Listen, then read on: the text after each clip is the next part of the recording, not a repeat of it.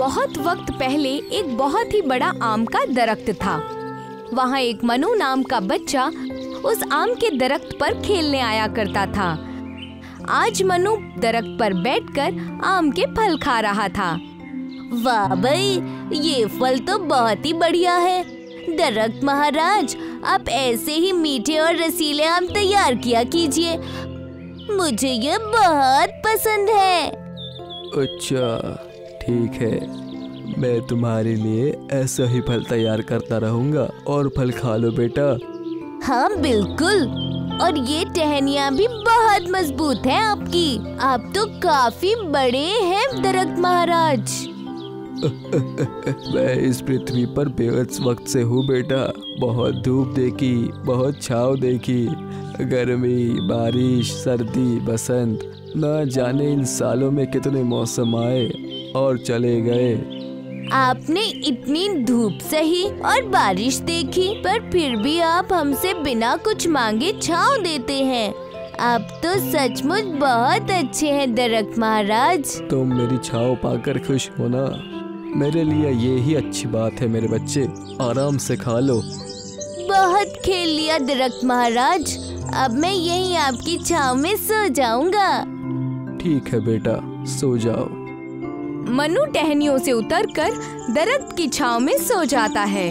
कुछ वक्त ठंडी हवा में लेटने के बाद एक लड़का वहां आ जाता है और मनु को उठा देता है। कौन हो भाई? इतनी अच्छी नींद आई थी, उठा दिया। मेरा नाम अनुज है, इस गांव में नया आया हूँ। मेरे दोस्त बनोगे? हाँ बिल्कुल, आओ चलो तुम्हारे घर चलते हैं खेलने के लिए। चलो, मेरी मम्मी ने पकवान भी बनाए हैं। मनु अनुज के साथ उसके घर खेलने चला जाता है। मनु दरख्त को बहुत प्यार करता था और दरख्त मनु को। देखते ही देखते वक्त बीत गया और अब मनु 6 से 12 साल का हो गया था और दरख्त के पास खेलने नहीं जाता था। एक दिन मनु दरख्त के पास आता है। दरख्त बहुत खुश हो जाता है, मगर मनु थोड़ा मायूस सा नजर आता है। क्या बात है मनु, बेहद उदास दिखाई दे रहे हो। आओ कुछ देर मेरे साथ भी खेल लो। अब मैं छोटा बच्चा नहीं रहा, अब पेड़ों के पास नहीं खेलता मैं। दरख्त को ये बात सुनकर थोड़ा बुरा लगा। तब उसने मनु से कहा, कोई बात नहीं मनु। अच्छा ये तो बताओ कि तुम उदास क्यों दिखाई दे रहे हो? मुझे खिलौने चाहिए, पर मेरे पास पैसे नहीं हैं। अच्छा, अब मैं खिलौने तो नहीं उगाता, आम उगाता हूँ मनु। इसीलिए तो कहा आप रहने दो। लेकिन हाँ, तुम ये आम लो, इन्हें बेचकर तुम्हें पैसे मिल जाएंगे, फिर तुम खिलौने ले लेना। अब मेरे पास खिलौने आ जाएंगे। आपका शुक्रिया दरख्त जनाब। लो, अभी फल गिरा देता हूँ, इन्हें गिन लो और जाकर बेच देना। जी दरख्त जी। दरख्त ने अपनी इच्छा से कई सारे फल गिरा दिए। बड़ा ही अनोखा नजारा था। बस प्यार के लिए बिना किसी स्वार्थ दरख्त खुद अपने फल दे रहा था, ताकि उस बच्चे की ख्वाहिश पूरी हो और वो खुश हो जाए। मनु ने सारे फल अपने कपड़ों में बांध लिए और कहा, अब मैं खूब खिलौने खरीदूंगा अपने फलों से। बस तुम खुश हो तो मैं भी खुश हूँ। ये कहकर मनु चला गया। उसने कई सारे खिलौने खरीदे। फल ले जाने के बाद कई साल बीत गए और मनु नहीं लौटा। दरख्त बहुत मायूस था। आज मनु, जो लड़के से अब आदमी बन चुका था, फिर दरख्त के पास लौटा। दरख्त उसे देखकर बेहद खुश हो गया। मनु, लगता है आज इतने सालों बाद तुम्हें मेरे साथ खेलने का मौका मिला है। मेरी टहनियों पर खेलोगे या ये मीठे रसीले फल खाओगे, क्या फिर मेरी छाँव में आराम करोगे? मेरे पास खेलने का वक्त नहीं है। ऐसा क्यों भाई? बचपन में तुम यहीं आकर मेरी छाँव में आराम करते थे और टहनियों पर खेलते थे। हाँ, पर तब मैं छोटा था। अब मेरा परिवार है, मुझे उनके लिए काम करना है और अपना घर बनाना है। दरख्त, तुम इसमें मेरी कुछ मदद क्यों नहीं करते? अच्छा, पर मेरे पास तो घर है नहीं, तो मैं तुम्हें घर कैसे दूँ? हाँ, सही कह रहे हो, तुम उदास मत हो।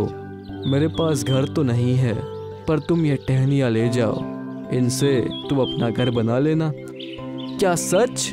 हाँ बिल्कुल। तभी वहाँ मनु की बीवी आ गई। चलिए जी, घर नहीं चलना है क्या आपको? आओ तनुश्री, तुम्हें घर चाहिए था ना, बस समझो हो गया। वो कैसे? ये दरख्त यहाँ पर बचपन से है और बेहद बड़ा भी है। इसकी डालें काटकर हम एक घर बना लेंगे। नया घर? वाह, ठीक है, इसकी शाखाएं काट लेते हैं और नया घर ले लेते हैं। हाँ बिल्कुल, चलो अब चलते हैं। कल मैं सारी लकड़ियाँ ले जाऊंगा। वो बड़ा सा दरख्त बहुत खुश था। मनु को खुश देखकर मानो वो झूम रहा था।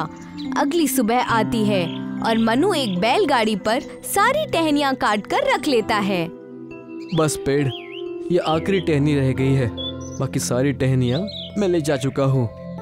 बहुत बढ़िया, जल्दी से अपना घर बना लेना और फिर आना यहाँ, कुछ देर खेलना और फिर मेरे छाँव में आराम करना। बिल्कुल पेड़, मैं जरूर आऊँगा। मनु वहाँ से चला गया। दरख्त बहुत ही खुश था क्योंकि मनु शायद अब उसके साथ खेल लेता, लेकिन मनु फिर से लौटकर नहीं आया। अब कई साल बीत गए और मनु अब कुछ बुजुर्ग सा होने लगा था। दरख्त मनु को देखकर खुशी से झूम उठा। आओ मनु, मेरे साथ खेलो, बहुत दिन हो गए तुम्हें यहाँ आए। मेरे बाल देख रहे हो, अब ये कुछ सफेद होने लग गए हैं। बेहद काम कर लिया, अब बस जिंदगी जीना चाहता हूँ। यही गंगा मैया में एक कश्ती चलाना चाहता हूँ। क्या तुम मुझे कोई कश्ती दे सकते हो? तुम ऐसा करो कि मेरे तने को काट ले जाओ, इससे कश्ती बनाना बहुत मजबूत बनेगी, बहुत दूर तक तैरेगी। अच्छा, आपका बहुत बहुत शुक्रिया पेड़ जी। अब मैं अपने परिवार के साथ उसमें घूमने जाऊंगा, जरूर, बेहद मजे करना। मनु दरख्त का तना काट कर ले गया। अब बस दरख्त की जड़ें और थोड़ा टुकड़ा ही बचा रह गया था। कुछ दिन बीते और मनु अपनी बीवी तनुश्री के साथ उस कश्ती में बैठा था और नदी के नज़ारे देख रहा था। कितने साल बीत गए आपके साथ। उस दरख्त ने बहुत मदद की है हमारी, नया घर दिया और आज ये कश्ती भी दे दी, और अब उसके पास देने के लिए बचा ही क्या है। उस पेड़ ने पहले से ही हमें बेहद कुछ दिया है, और सिर्फ इतना ही नहीं, बचपन से मैं वहाँ पर खेला। खिलौने के पैसे भी उसी पेड़ के फल को बेचकर जमा किए। हाँ, बहुत मदद की है उसने। नहीं, तुम समझी नहीं तनुश्री। क्या नहीं समझी मैं?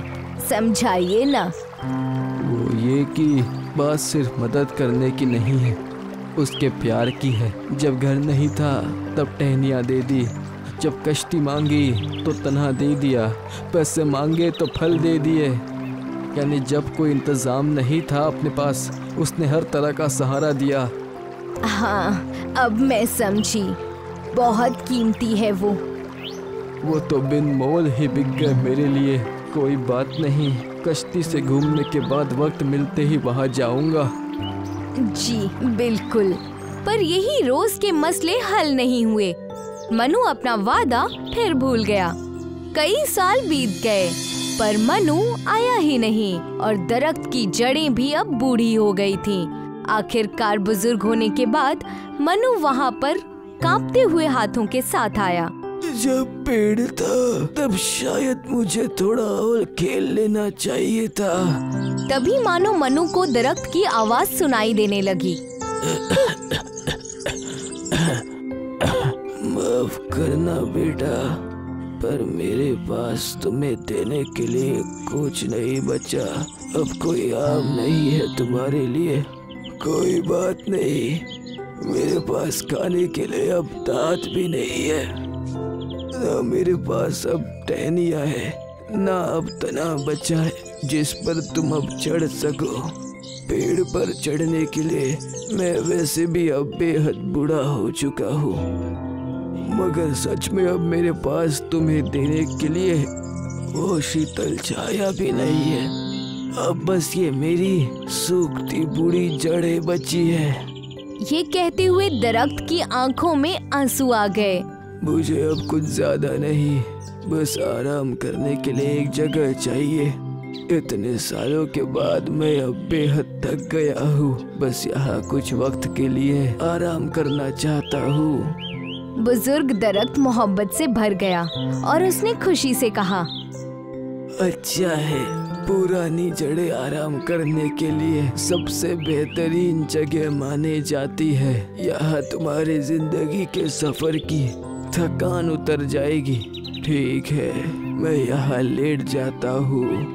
मनु वहाँ जाकर लेट गया और फिर उस गुजरे कल के दरख्त के पास उसने वो छाया पाई जो सूरज की धूप से नहीं बल्कि जिंदगी की धूप से बचाती है। ये कहानी सिर्फ दरख्त और मनु की नहीं बल्कि हम सब की है। दरख्त माता पिता की तरह निस्वार्थ होते हैं।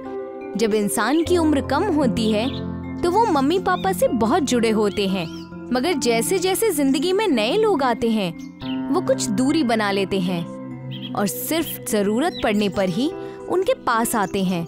मगर कुछ भी हो, मम्मी पापा हर हालात में, चाहे उनके पास आपकी मांग पूरी करने का साधन हो ना हो, वो आपका साथ देते हैं और आपके स्वार्थ पर उन्हें कोई मलाल नहीं होता।